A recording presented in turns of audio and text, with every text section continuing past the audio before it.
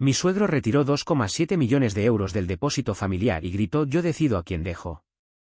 3 meses después de su funeral, recibí una carta sellada con su firma. La caja fuerte estaba vacía y, en el reverso del testamento, descubrí un nombre que jamás debía leer. El sonido del sello cayendo sobre la mesa del notario fue seco, final. Mi suegro golpeó el bastón contra el mármol y, sin mirar a nadie, gritó: yo decido a quién dejo, y a quién no. El eco recorrió el despacho como una sentencia. En ese momento, todos, mi esposa, mis cuñados y yo, supimos que algo se había roto definitivamente en esa familia. No por el dinero, sino por lo que significaba, el poder de mandar, incluso desde la tumba.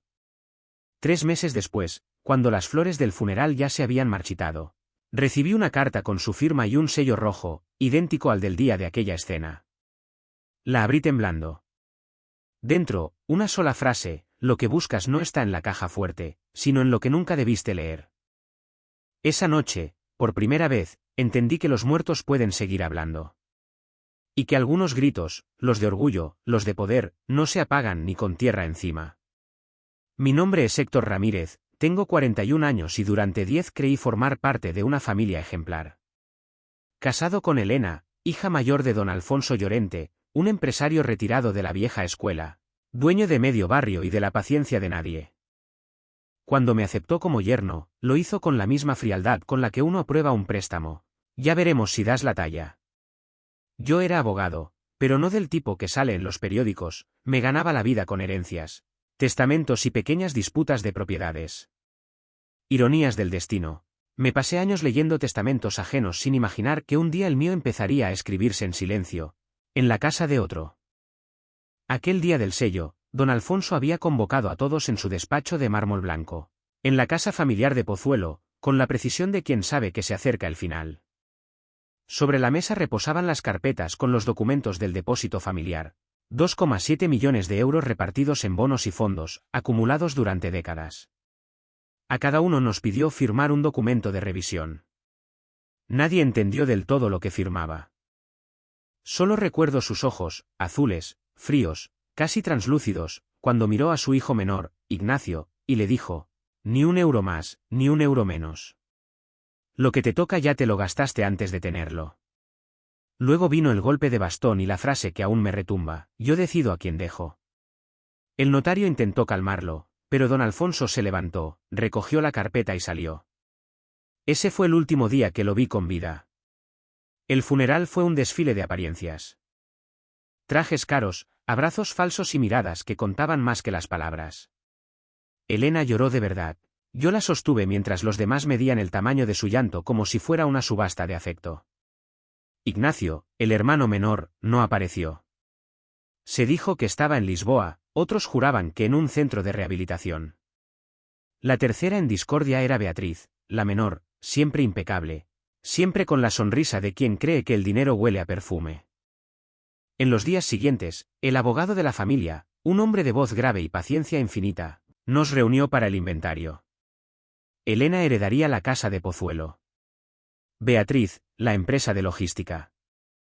Ignacio, nada. Y yo, aunque nadie lo dijo en voz alta, quedaba fuera del mapa. Yernos no cuentan, soltó Beatriz con una mueca. Hasta ahí, todo era soportable. Hasta que, 3 meses después, el cartero tocó mi puerta. Era un sobre de papel crema, lacrado, con el sello familiar, un león rampante y las iniciales a él. Reconocí la firma, don Alfonso Llorente.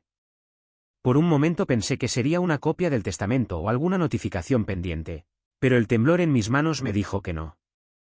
Dentro, solo una hoja escrita a mano con su letra, la misma que yo había visto firmar documentos millonarios. Ramírez, si lees esto, es porque ya entiendes que nada de lo mío era tan limpio como aparentaba. La caja fuerte que tanto cuidan está vacía desde hace años. Pero hay algo que sí te pertenece, aunque jamás debas leerlo. Mira el reverso del testamento. Ahí está el nombre. Si lo pronuncias, cambia todo. Esa noche no dormí. Saqué del cajón la copia del testamento, la había revisado con el notario semanas antes, y la coloqué bajo la lámpara. En el reverso, justo donde el papel hacía una sombra casi invisible, había algo escrito a lápiz: tan tenue que parecía parte de la textura. Pasé el dedo, y las letras se revelaron, un nombre, corto, inclinado, casi borrado. A Ramírez. Mi apellido. Mi inicial. Durante un segundo pensé que era una broma macabra, un eco de senilidad. Pero cuanto más miraba ese trazo, más sentía que el viejo me estaba hablando desde otro lugar, con esa voz de mando que incluso la muerte no le había quitado. ¿Qué haces despierto?, preguntó Elena desde la puerta, envuelta en una bata. Nada. Solo reviso un documento. ¿Otra vez con lo de mi padre?, suspiró, cansada. Ya pasó, Héctor. Hay cosas que es mejor no remover. Cerré el testamento y mentí, tienes razón. Pero no podía soltarlo. Mi propio nombre en el reverso del testamento de mi suegro. Una caja fuerte vacía. Y una carta que hablaba de algo que jamás debía leer. Al día siguiente, bajé al despacho familiar. La caja fuerte seguía allí, empotrada tras un cuadro de caza. Elena me había pedido que no bajara más, que respetara su duelo, pero la curiosidad ya era un veneno corriendo por las venas. Giré la combinación, la misma que él siempre usó, 1943, su año de nacimiento, y la puerta cedió con un chasquido metálico. Dentro, solo aire y polvo. Nada más. Salvo una foto. Una Polaroid vieja, con los bordes amarillentos. En ella, don Alfonso sostenía un bebé envuelto en una manta azul. Detrás, una fecha, 6 de junio de 1984. El mismo día de mi nacimiento.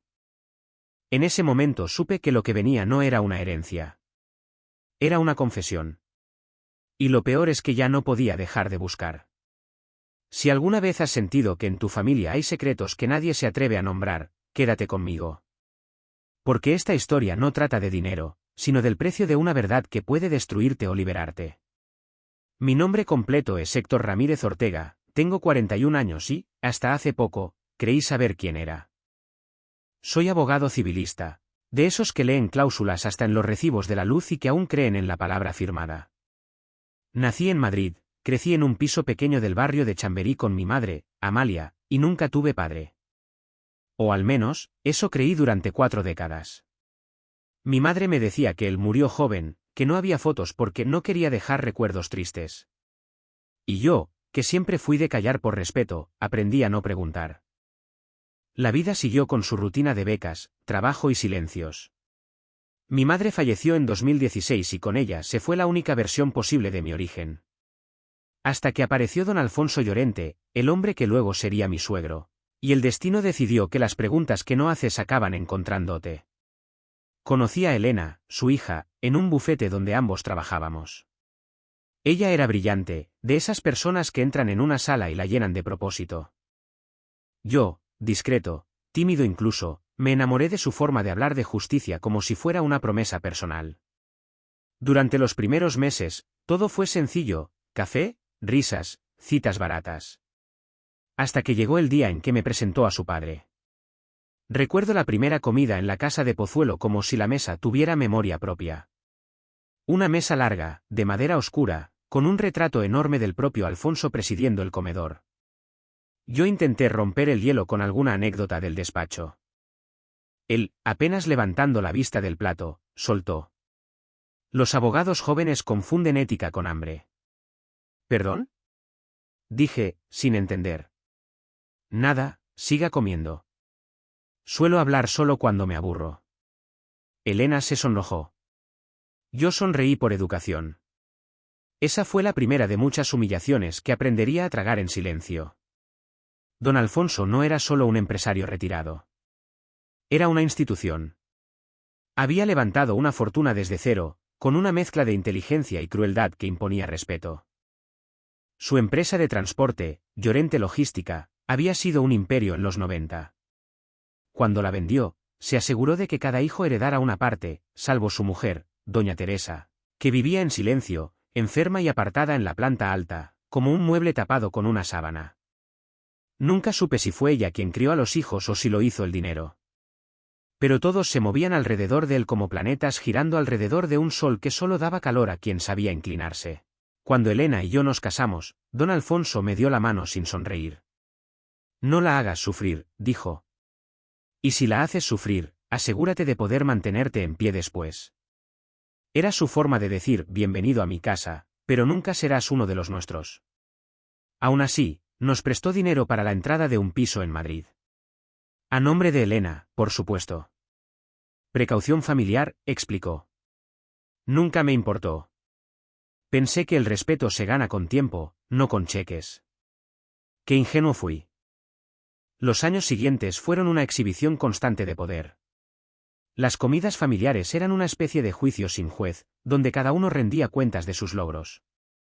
Beatriz hablaba de la expansión de su empresa, Ignacio de sus proyectos imposibles, y yo era el yerno, que aún sigue con casos de herencias de barrio. Don Alfonso escuchaba y luego decía, con ese tono de sentencia, cada uno recoge lo que siembra. Algunos sembraron en tierra fértil, otros, en asfalto. Yo sabía que la frase iba para mí. Y aún así, nunca respondí. Elena me decía después, al volver a casa, no te lo tomes a pecho, papá siempre provoca para medir reacciones. Entonces ya sabe que no soy de los que estallan, le decía. Por eso te respeta, Héctor. Yo sonreía. Pero en el fondo, sabía que el respeto de un hombre como él solo se concede a quien puede devolver el golpe. Cuando enfermó, todo cambió. Pasó de ser un patriarca de voz tronante a un anciano en una cama rodeado de enfermeras y relojes caros. El dinero ya no servía para comprar aire. Aún así, hasta el último día siguió dando órdenes. Nada de entierros ostentosos, le dijo a Elena. Y que nadie toque el depósito. El depósito era ese fondo familiar de 2,7 millones de euros que había creado años atrás, con la excusa de garantizar el futuro de la familia Llorente. Un fondo con acceso restringido, solo él podía retirar dinero, aunque el saldo perteneciera a todos los herederos. Días antes de morir, retiró todo. Sin explicación, sin testigos. Y cuando el notario le preguntó por el destino de esa fortuna, solo respondió, ya sabrán a quién le toca cuando yo lo diga. Murió una semana después. Y nadie volvió a hablar del tema. Ni en el funeral, ni en las reuniones familiares, ni siquiera Elena. Yo lo intenté una vez, con cuidado. ¿Tu padre dejó constancia del retiro del depósito? Pregunté. Héctor, me cortó ella, no empecemos. Bastante daño hizo en vida como para seguir obedeciendo su voz desde el ataúd. Pero esa voz no se había apagado. Seguía en las paredes, en el testamento, en las miradas cruzadas durante la lectura del documento. Seguía en la tensión de las cenas, donde Beatriz y Elena hablaban como si una guerra silenciosa hubiera estallado. Después de recibir la carta sellada, la tensión se convirtió en sospecha. Intenté hablar con el notario de la familia, el señor Urquijo, un hombre de bigote fino y silencio profesional. Le mostré la carta. Esto es, curioso, murmuró. ¿Auténtica? Pregunté. Sin duda. Es su letra y su sello. Pero, Héctor, ¿entiende usted lo que implica? No. Implica que alguien mintió. La caja fuerte vacía no debería existir. Hay inventario notarial firmado, sellado y cerrado. Si está vacía, alguien la abrió sin autorización, o nunca hubo lo que se dijo que había. ¿Y el nombre en el reverso? Le mostré el papel. Urquijo frunció el ceño. ¿A Ramírez? Sí. ¿Pariente suyo? No que yo sepa. Pues quizá debería averiguarlo. Me recomendó discreción. Y cuando me fui, juraría que hizo una llamada apenas crucé la puerta. Esa noche, Elena me miró distinto. No con amor, sino con esa mezcla de desconfianza y cansancio que precede a los secretos.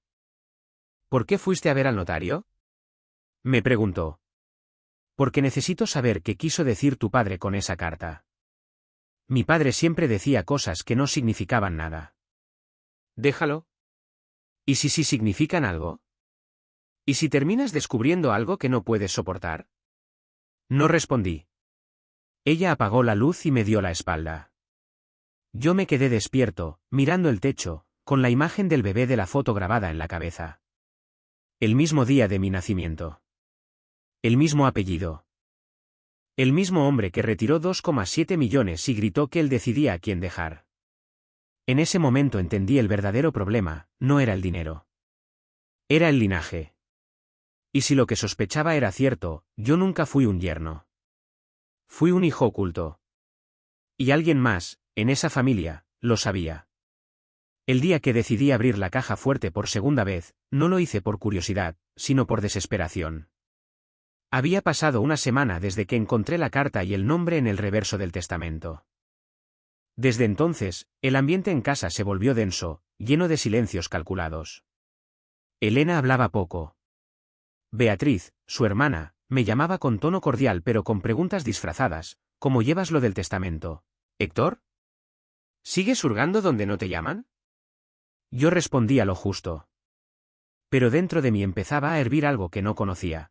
La sensación de que toda mi vida estaba construida sobre un engaño. Una noche de viernes, Elena salió a cenar con Beatriz. Apenas escuché la puerta, bajé al despacho. El aire olía a madera vieja y perfume masculino, como si el fantasma de don Alfonso todavía caminara por allí.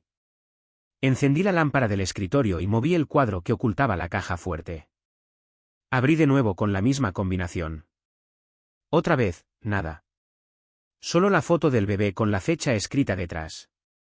Pero esa vez me di cuenta de un detalle que antes no había notado.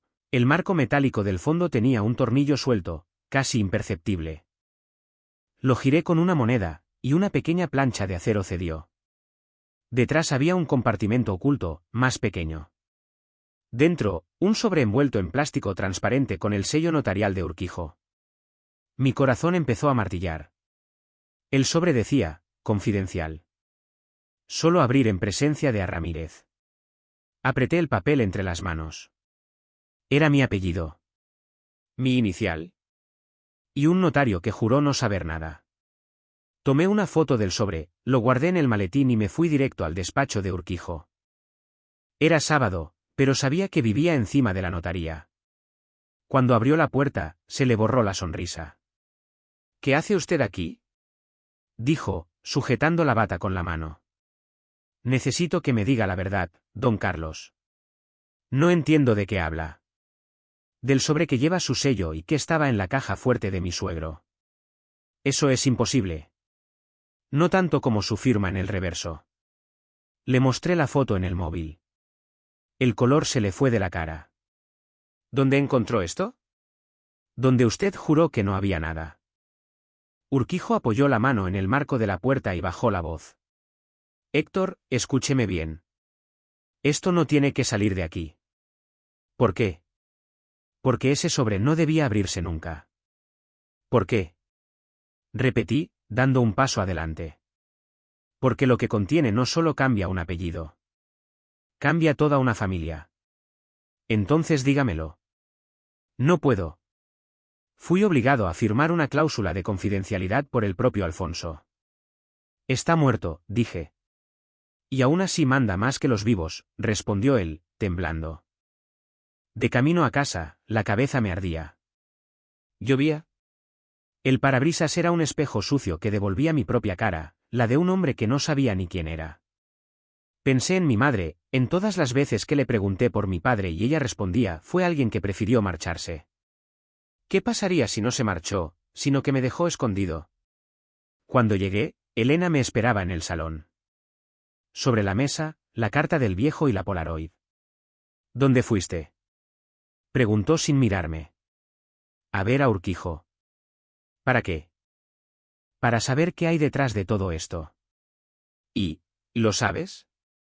Sé que tu padre me mintió. Y que tú también lo hiciste. La mirada de Elena cambió. Ya no era sorpresa, era cansancio. No empieces, Héctor. No ahora. ¿Desde cuándo lo sabes?, pregunté. ¿El qué? Que soy hijo de tu padre. El silencio que siguió fue peor que cualquier respuesta. Elena tragó saliva, me sostuvo la mirada y se quebró por primera vez. No lo sé todo, susurró.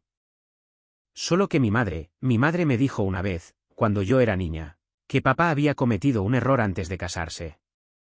¿Un error? ¿Así me llama? No digas eso, por favor. Yo no sabía quién eras tú. ¿Y cuándo lo supiste?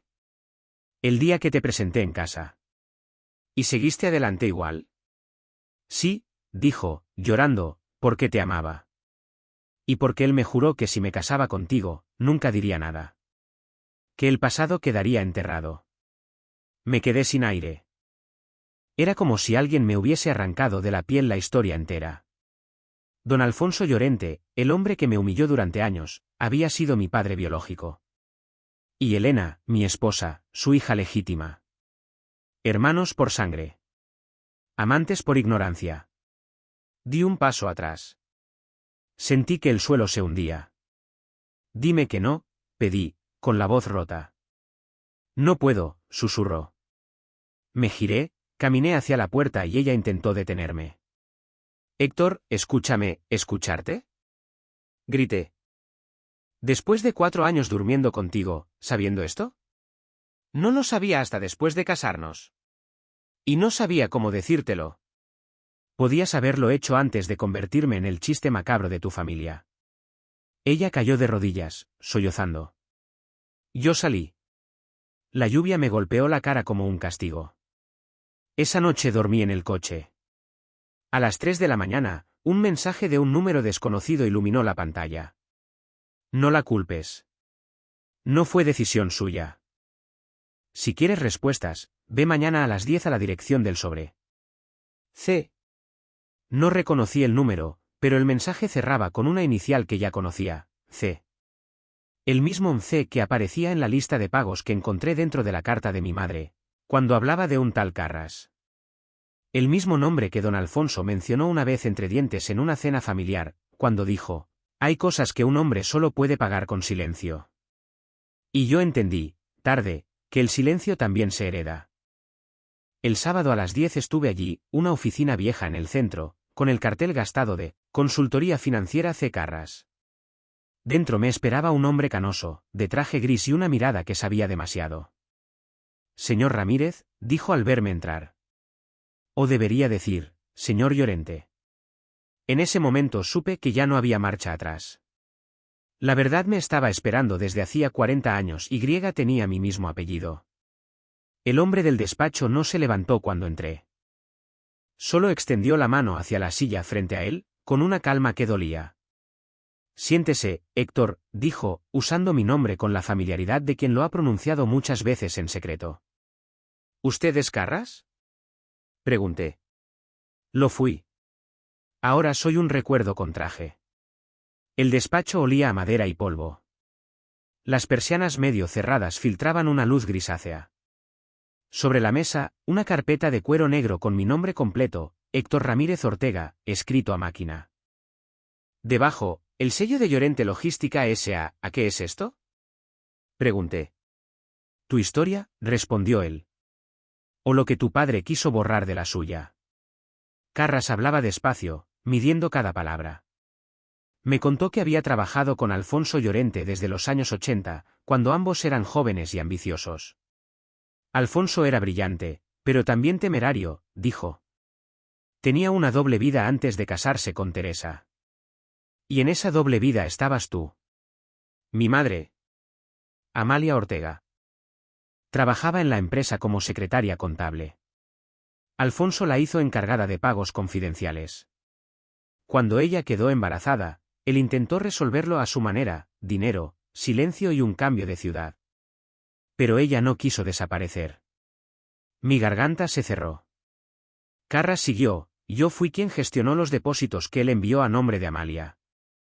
Fondos para mantenerte, bajo la condición de que jamás reclamarías nada. ¿Y por qué ahora?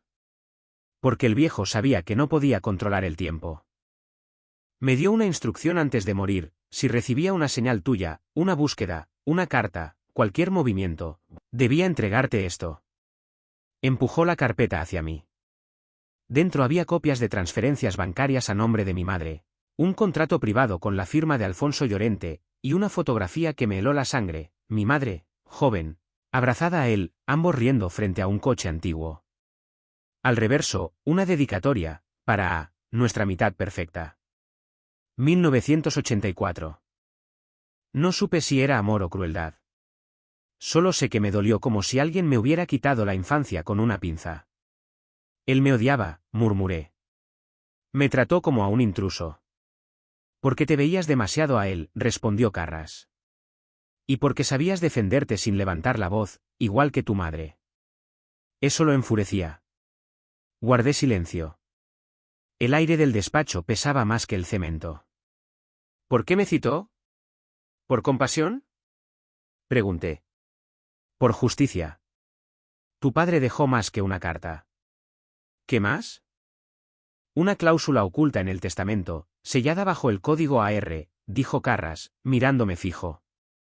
Si demostrabas ser la persona indicada, heredabas la parte del depósito familiar que retiró. Los 2,7 millones. Me quedé helado. ¿Y qué prueba necesita? Tu ADN. Salí de allí con la carpeta en una mano y el alma hecha añicos. El mundo sonaba lejano, como si todo vibrara dentro de una pecera. Caminé sin rumbo, hasta acabar frente al retiro. Me senté en un banco y abrí una de las hojas, una prueba notarial de filiación en blanco, fechada hacía años, con espacio para 2 nombres, padre, Alfonso Llorente. Hijo, A. Ramírez.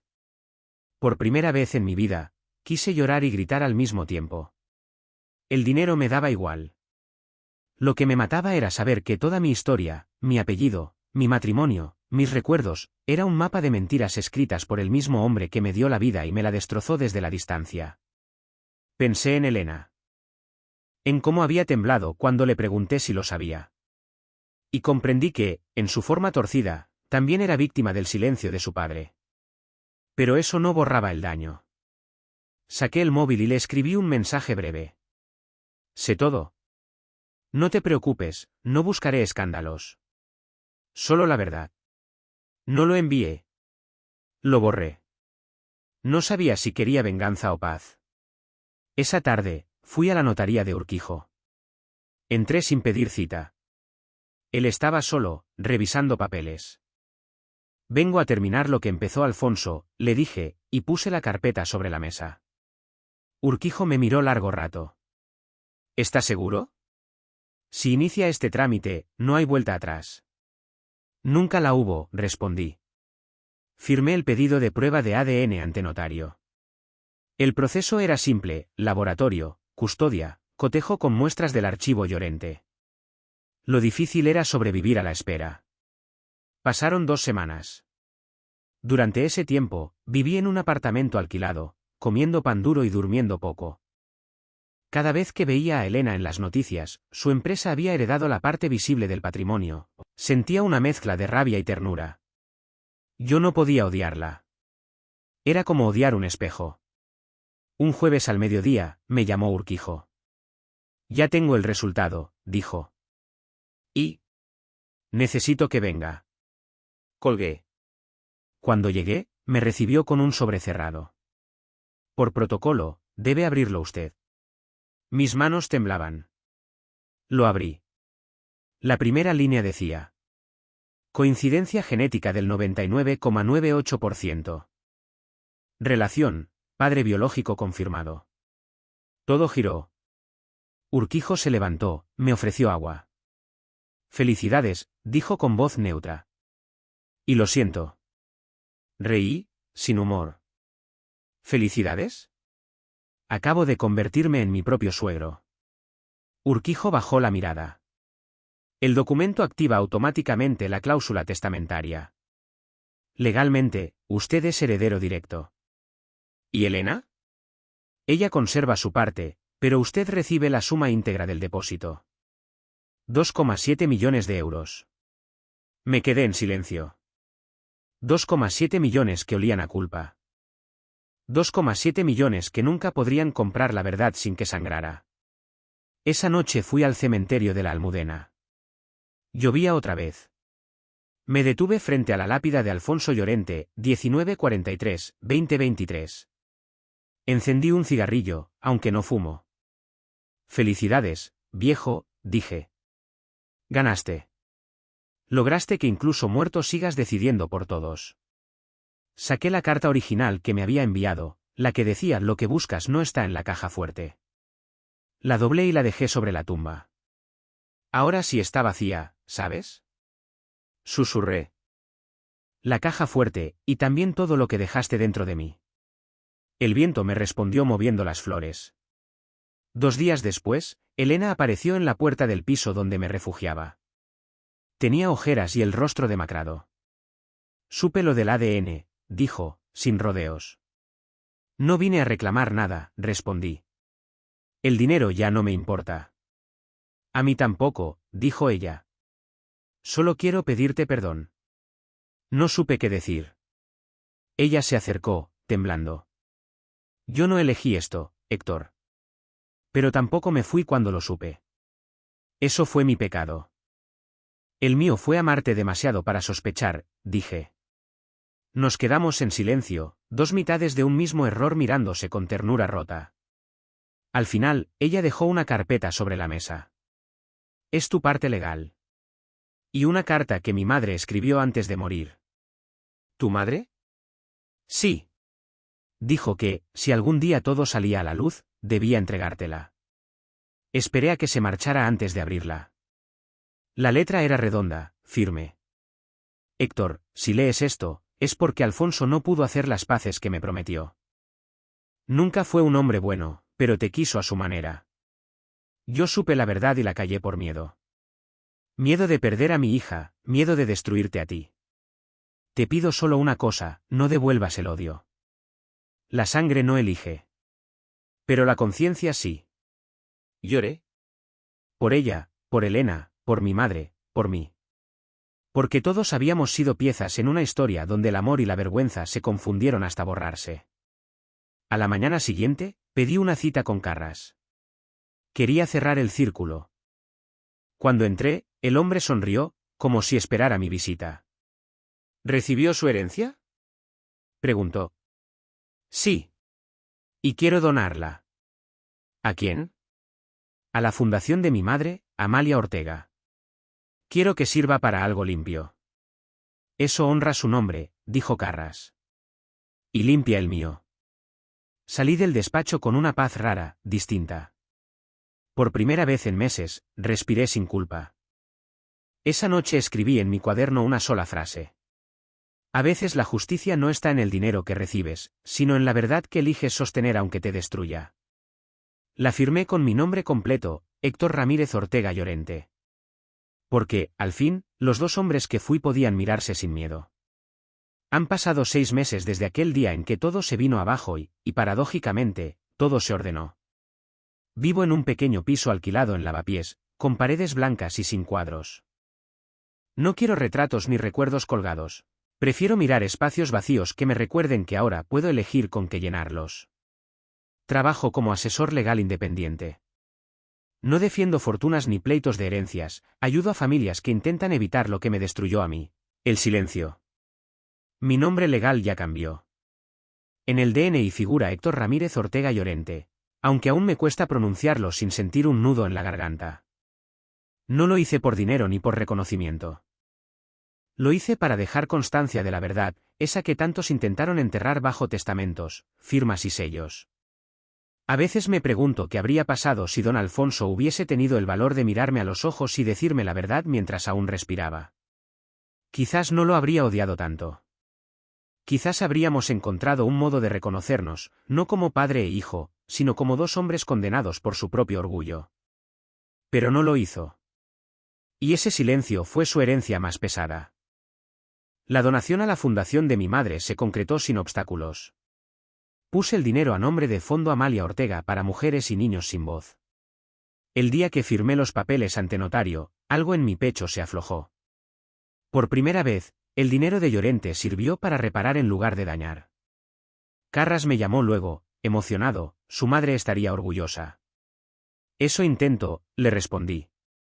Que, al menos, uno de los 2 padres haya dejado algo bueno detrás. De Elena supe poco. Después de aquella última visita, se mudó a Italia para dirigir una sede de la empresa familiar. Me escribió una vez, en abril. Un mensaje simple. He decidido vender la casa de Pozuelo. No quiero más paredes que guarden secretos. Gracias por no odiarme. Le respondí. Yo tampoco quiero odiarte. El amor que tuvimos fue real, aunque naciera de una mentira. Cuídate. No volvió a contestar. No lo necesitaba. A veces el perdón no requiere abrazos, solo silencio limpio. Hace unas semanas visité de nuevo el cementerio. Esta vez llevé flores, no reproches. La lápida seguía igual, pero yo no. Me quedé frente a ella un rato, y luego, con voz serena, le hablé: ya sé quién soy. Y sé quién fuiste. No dije padre, porque nunca lo fue. Pero por primera vez no sentí rabia. Solo un cansancio tranquilo, como quien regresa de un viaje demasiado largo. Al marcharme, me crucé con Beatriz. Iba vestida de negro, con gafas de sol y un ramo en la mano. Nos miramos en silencio. Ella bajó la vista, luego murmuró: siento todo lo que pasó. Yo también, respondí. Pero ya no hay nada que lamentar. Me sonrió, con tristeza. Eres más Llorente de lo que crees. ¿O más Ramírez?, le dije. Depende del día. Nos reímos, apenas un segundo. Y por primera vez, esa risa no dolió. Hay noches en que vuelvo a soñar con la caja fuerte. En el sueño, la abro y sigue vacía, pero ya no me asusta. Entiendo que no estaba destinada a guardar dinero, sino un mensaje: lo que buscas no está ahí. Y tenía razón. Lo que buscaba no era una herencia, sino una identidad. No una fortuna, sino un sentido. Ahora lo sé, las familias se construyen o se rompen según lo que uno elige callar. Y la verdad, por dolorosa que sea, siempre acaba respirando, aunque la entierren bajo 7 llaves. A veces paso por el Retiro y me siento en el mismo banco donde abrí aquella carpeta por primera vez. Miro a la gente pasar, escucho las risas de los niños, y pienso en mi madre. Ella solía decir: la verdad no te hace libre de golpe, pero te enseña a no mentirte jamás. Tenía razón. Dejo una flor sobre el banco cada vez que voy, en su memoria. Y al irme, me digo a mí mismo: no eres el hijo del escándalo. Eres el hombre que sobrevivió al silencio. Hoy puedo decirlo sin miedo: no heredé 2,7 millones de euros. Heredé una historia sucia y un nombre roto. Pero también heredé la posibilidad de cambiar el final. Y eso, al final, vale más que cualquier caja fuerte llena. Porque lo verdaderamente valioso no está en lo que nos dejan, sino en lo que decidimos hacer con lo que queda cuando todo se cae. Y yo decidí vivir.